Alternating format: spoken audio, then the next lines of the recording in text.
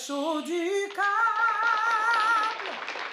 Bonsoir tout le monde, mon nom est Martin Perrault. Bienvenue à l'émission Le Show du câble.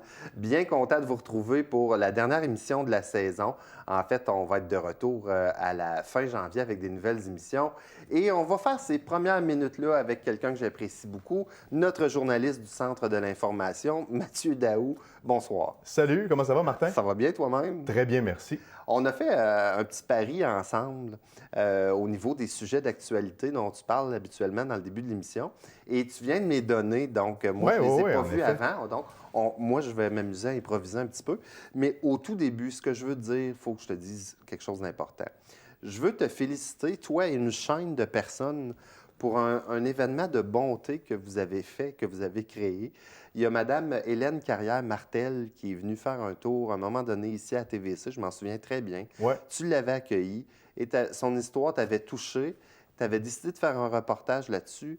Les autres médias ont embarqué là-dessus et il y a eu beaucoup d'ouvrages de faits pour cette madame-là qui vivait beaucoup de difficultés. Puis ça a parti d'ici et ça a parti d'un effort concerté de plein de monde. Puis je veux vous féliciter, vous devriez être fiers pour Noël d'avoir fait ça. Bien, ça fait plaisir, Martin, il faut le mentionner.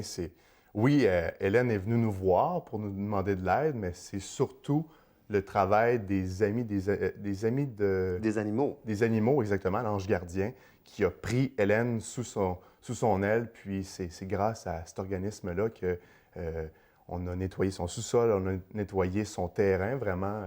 La toiture de la maison. Exactement, aussi, également. Wow. Puis j'avais pris le temps de communiquer avec les autres médias pour faire en sorte que le message d'Hélène soit diffusé le plus possible. Puis finalement, bien, ça a porté fruit. Puis sur Facebook, je voyais un reportage de Pierre-Jean Séguin de TVA. Puis justement, ils ont montré le résultat des travaux, où Oui. ça en était maintenant. Mais c'est quelque chose pareil, c'est une chaîne de bonté. Puis ça montre qu'il y a du bon monde dans la vie, puis il faut s'entraider. En effet, oui. Et là, le premier sujet, je vais le lire, que tu nous as choisi. L'homme qui s'est évadé de Pierre Janet a été retrouvé. C'est bien lu, Martin, c'est excellent. Ben, écoute, je vais lire. Ben oui, ça paraît. Je te parle évidemment de David Harvey, ce jeune homme de 22 ans qui s'est évadé du centre hospitalier Pierre Janet. Ça s'est déroulé le 3 décembre dernier. Il s'est évadé et là, on l'a retrouvé. Plusieurs jours après, ça s'est passé à Montréal. Il avait pas violenté Il avait violenté justement une employée pour lui voler sa carte d'accès pour ensuite sortir. Et la dame en question a été retrouvée gisant par terre dans une salle de bain. Puis par la suite, là, tu peux comprendre que toute la sécurité de l'établissement a été un peu remis en question. Et justement, M. Harvey a été retrouvé dans l'arrondissement de Saint-Laurent, à Montréal.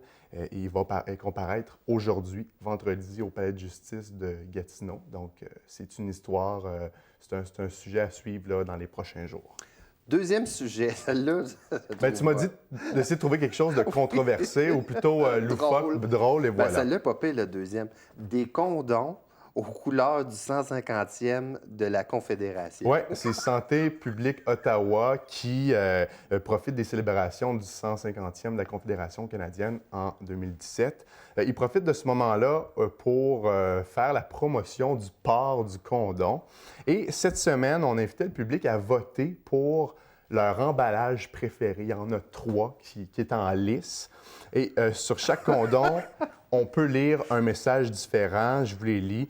Se faire tester, pourquoi pas, pour ne répandre que l'amour, en faisant référence aux ITS. Oui. Et finalement, équipe-toi avant ton jeu. Et voilà, c'est une campagne de sensibilisation, oui, pour promouvoir le port du condom et aussi baisser le taux des ITS, en fait. Donc, ça fait beaucoup jaser sur les réseaux sociaux et on invite d'ailleurs les gens à aller voter si ça les intéresse sur le site de Santé publique Ottawa. Condom du fun. Ah, condom du fun, c'est sûr. Dernier sujet, un film très attendu sort aujourd'hui. Ben oui, c'est le film Voter Bougon. Qui sort dans les salles de cinéma. Les amateurs des Bougons seront bien contents d'aller voir ce tout nouveau, ce film, en fait, parce que c'est une longue série très connue.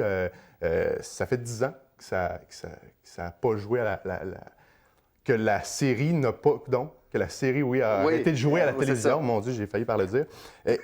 Dans le fond, l'histoire, c'est Papa Paul Bougon qui fonde un parti politique.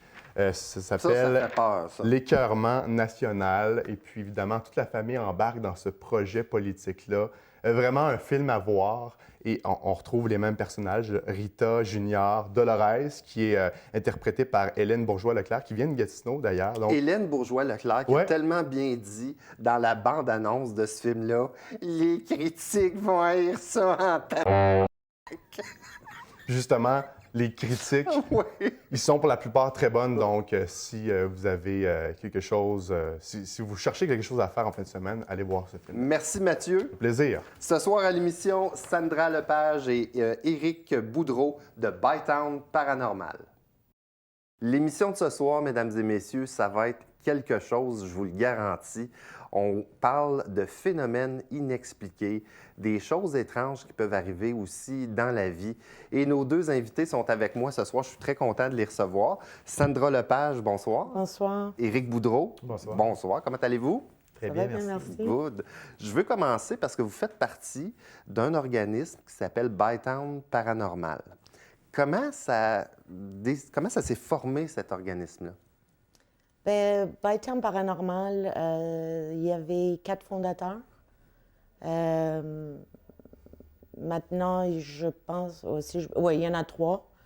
Et le nom, d'où vient le nom, c'est parce que, bon, c'est un organisme qui vient d'Ottawa.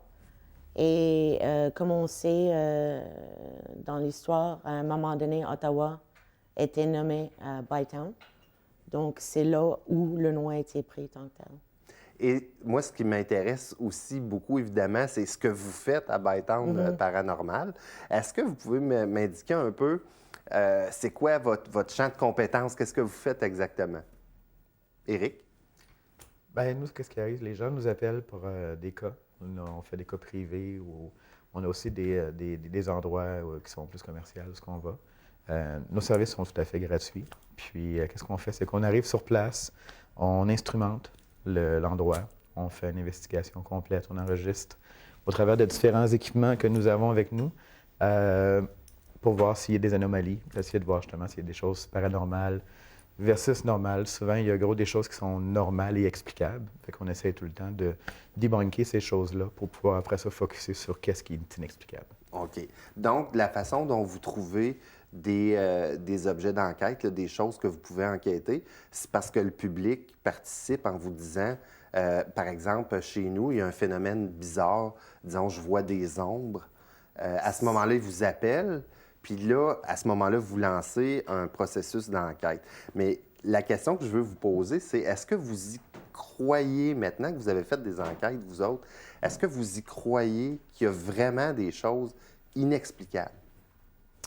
De mon côté, oui. Moi, je suis... dans l'équipe, on est un total de 11 membres, si je me souviens bien. Et il y a des membres qui sont très sceptiques. Moi, je suis un membre qui croit mordicus à ça, dû à mes expériences. Et bon, c'est sûr, avec les investigations qu'on fait, on a eu des résultats que, bon, on ne peut pas nier qu'en effet, il y a quelque chose. Quand on pose une question et on a une réponse intelligente qui revient à la réponse, et on sait fort bien qu'on était juste 3 dans la salle et que la voix n'appartient pas à moi ni les 2 autres coéquipiers. Alors oui, moi, de mon côté, j'ai aucun doute qu'en effet, il y a quelque chose. Et toi, Éric? J'abonde dans le même sens, c'est-à-dire que quand on a des phénomènes qu'on peut observer, mesurer, exemple des baisses de température de 15 degrés dans une pièce fermée, c'est clair qu'il y a des choses qui sont peut-être pas normales, qui peuvent se passer. L'idée, c'est d'avoir plusieurs équipements qui, justement, permettent de mesurer ces choses-là. Dans mon cas, moi, ça a commencé quand j'étais jeune. J'avais un ami, en fait, Stéphane, s'il écoute, il va probablement se reconnaître, où ce que chez eux, il se passait des choses. Puis quand tu es assis sur un divan, puis le divan se déplace de 6 pouces environ, puis il n'y a personne qui l'a bougé, puis tu as 2 personnes d'environ 150 livres assis dessus, tu peux comprendre qu'il y a peut-être des choses qui sont inexplicables. Moi, je serais peut-être déjà parti dehors en courant. À l'époque, on n'était pas trop nécessairement en train de chercher la source. On voulait surtout sortir de là, mais je te dirais qu'avec du recul, c'est ça. Je pense qu'on graduellement, on réussit avec nos équipements et avec nos investigations à capturer des anomalies qui sont souvent plus que juste des problèmes électriques. Au niveau de température, juste un petit rajout, parce que souvent, bon, c'est des enregistrements vidéo ou avec les enregistreurs digitaux. On a quelques morceaux d'équipement. Et bon, on a 2 endroits où on a été. Une maison au Québec, qu'il n'y a pas de courant. Et le champ électromagnétique, je pense, c'est allé jusqu'à 26. Normalement, pour avoir un résultat comme ça, il faudrait le mettre contre un panneau dans une maison où il y a des gens qui habitent, un panneau électrique. Et on a eu un autre cas, un hôtel, également au Québec. Et la température, je pense, s'est allée de plus 14, parce qu'on l'avait fait au mois de janvier. Ah oui. Alors, de plus 14 au 3e étage, où il n'y avait pas de courant, à moins 3 en espace d'1 minute et demie. Alors ça, c'est du jamais vu. On va toujours avoir des petites fluctuations de température dans les investigations, mais jamais... Alors ça, c'est un indice aussi que, bon, il y a quelque chose peut-être qui se passe. Chez Bytown Paranormal, vous couvrez Ottawa et vous couvrez aussi du côté du Québec. Est-ce qu'il y a beaucoup de phénomènes inexpliqués dans notre région?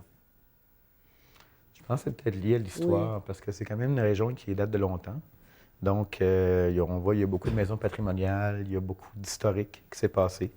Donc, souvent, tu as plus de chances qu'il y ait des choses qui s'attachent, soit aux endroits ou aux systèmes. Des fois, les gens achètent des pièces qui sont là depuis 100 ans, 200 ans, mais en apportant chez eux, ils apportent aussi en même temps ce qui est accroché après ça.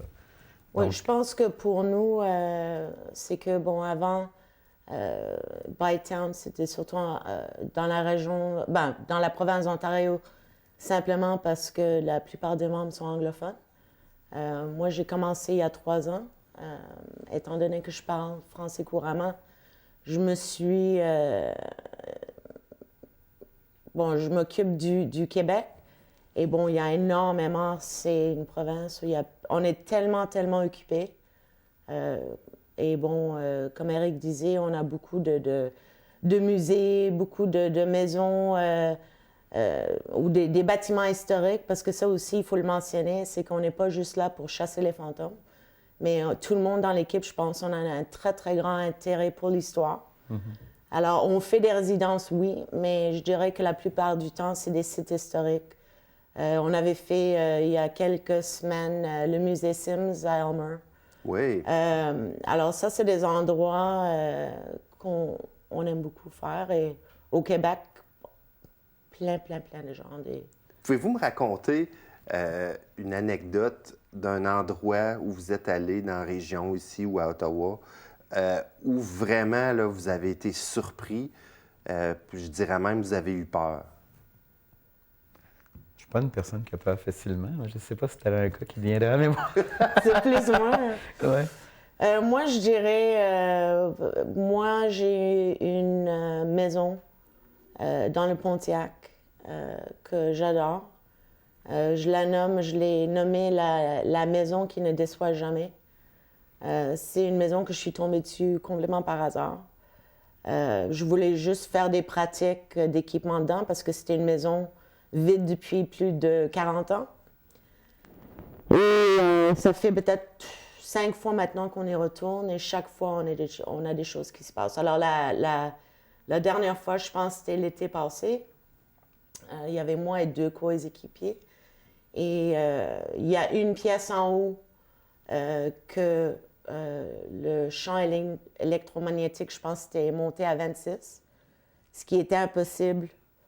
Dans une maison où il n'y a pas de courant, c'est du jamais vu. Ça, c'est la première chose.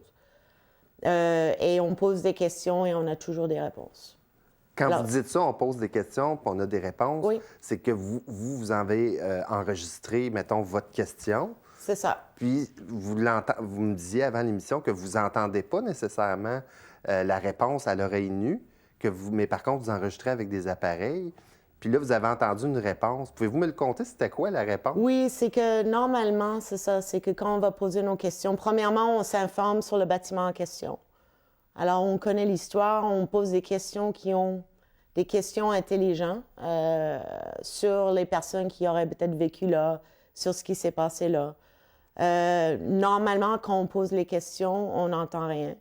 Cette fois-là, alors l'été passé, je pense, à un moment donné, j'avais posé la question en français, quel est votre nom? Et là, on entend, il y avait un mâle qui avait répondu Henri. Après ça, vers la fin de l'investigation, c'était drôle parce qu'il y a un grand escalier en bois dans cette maison-là et j'étais assis au milieu des escaliers, pas mal fatiguée parce que ça faisait 6 heures qu'on était là et je pense que c'était la dernière question. J'avais posé, est-ce que vous êtes content qu'on est venu passer du temps avec vous? Et là, bon, sur le coup, absolument rien. Alors, on a empaqueté nos choses, on est parti à la maison. Et c'est juste en réécoutant par après, je pense la voix la plus... Pour moi, je dirais c'est la voix du diable, pratiquement. Là, mais vraiment épeurant, le voix d'un homme assez âgé qui dit « Just go home », qui veut dire retourner chez vous à la maison. Puis quand vous écoutez l'enregistrement puis que vous entendez le « Just go home », là, est-ce que c'est clair, le « Just go home » ou on entend... c'est-tu vraiment clair à votre oreille? Bien, pour moi, cet enregistrement-là, oui, c'est quand même assez clair.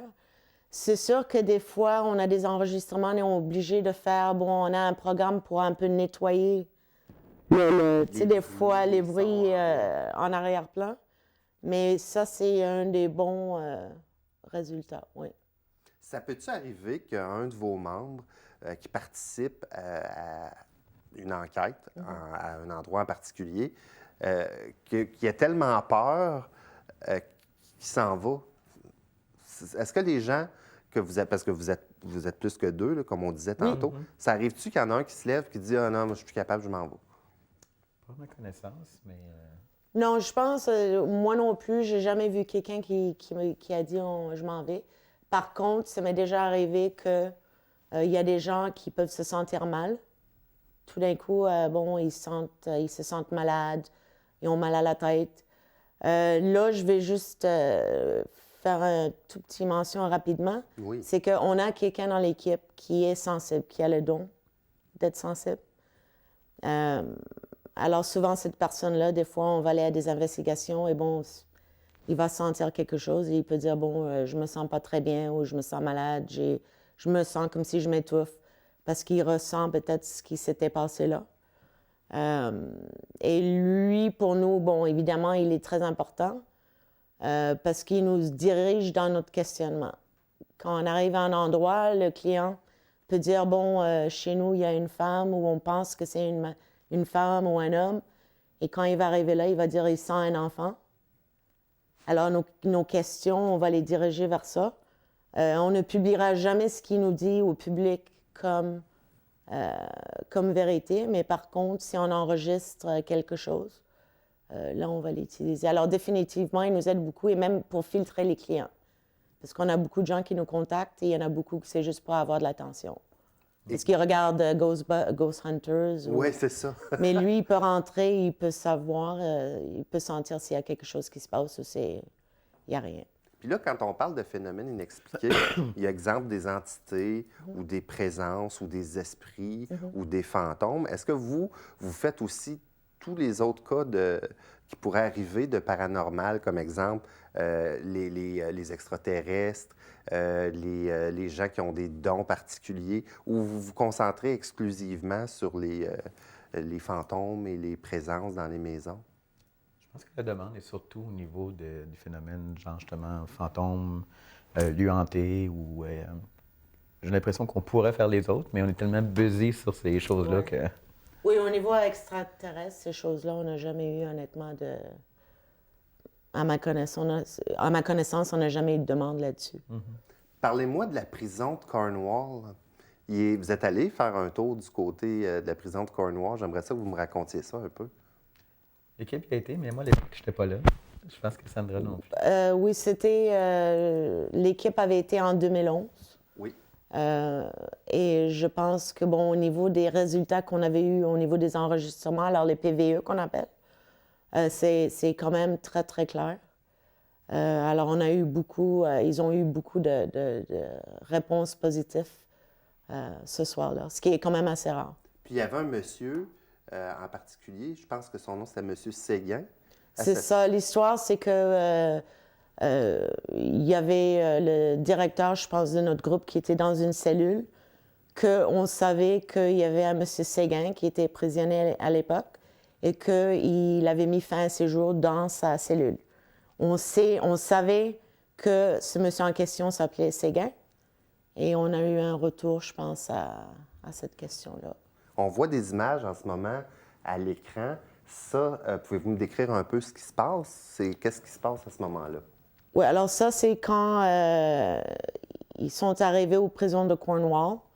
Alors, c'est juste ce qu'on appelle un walkthrough, là. Alors, toutes les investigations qu'on fait, on fait juste une visite, on filme pour que le public puisse voir de quoi ça a l'air. Puis, le monsieur Séguin en question, là, vous l'avez entendu? Il vous a-tu dit quelque chose? Est-ce que vous avez entendu quelque chose que dans votre PVE, l'enregistrement? Non, je pense que tout ce qui est sorti, c'était... on lui avait demandé est-ce qu'il y avait quelqu'un dans la cellule, si je me souviens bien. Et là, le retour de réponse était Séguin. Ah oui? Oui. Puis il y avait vraiment un monsieur Séguin qui avait déjà été là. Oui. Ça c'est assez pour donner des frissons. Oui. La réponse est venue directement à la question. Ouais. Donc, il n'y avait pas... C'était inéquivoque, là. Et je pense qu'il y en avait même un... il y avait un... je pense le même soir, il y avait eu un prisonnier qui était connu comme étant assez vulgaire avec ses paroles. Oui. Et ils ont capté aussi... Quelque chose de vulgaire. On lui avait posé une question et il nous a dit, assez directement de... C'est ça le premier. Oui. Moi, ça me fascine. Vous n'avez pas peur pantoute pendant ce temps-là, vous autres? Oh, moi, des fois. Moi, honnêtement, oui. Ouais. Des fois, parce que, bon, quand on le fait, on est quand même... c'est le noirceur complet. Oui. Alors, bon, évidemment, les appareils qu'on utilise, bon, ça, il n'y a pas de problème. Ça filme dans le noir, mais il y a des fois que oui. Je suis nerveuse, on dirait. Oui, hein? Oui. Je peux comprendre. Oui. Justement, les appareils, vous en avez amené. J'aimerais ça qu'on les montre pour expliquer aux gens ce que vous faites avec ça. Peut-être commencer par ça. Qu'est-ce que c'est exactement?